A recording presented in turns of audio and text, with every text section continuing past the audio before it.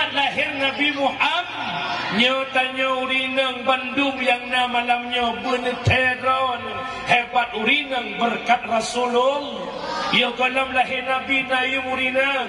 na harga urinang begitu lahir bayi perempuan di kalangan jahiliyah di poh udep-udepnya bukan itanam udep-udepnya bukan ma ayah termasuk Sayyidina Umar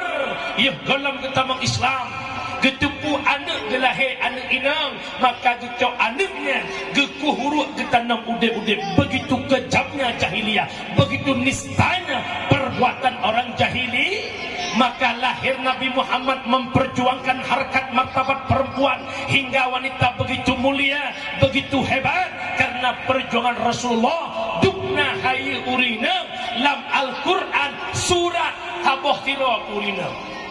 surat Uglah enggak Anita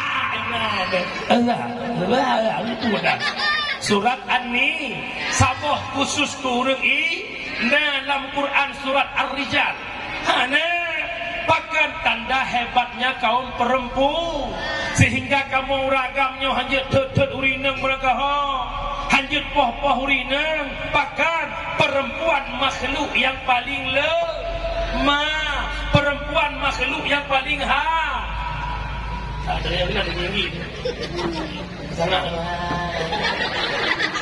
akhirnya cuma yang macam ni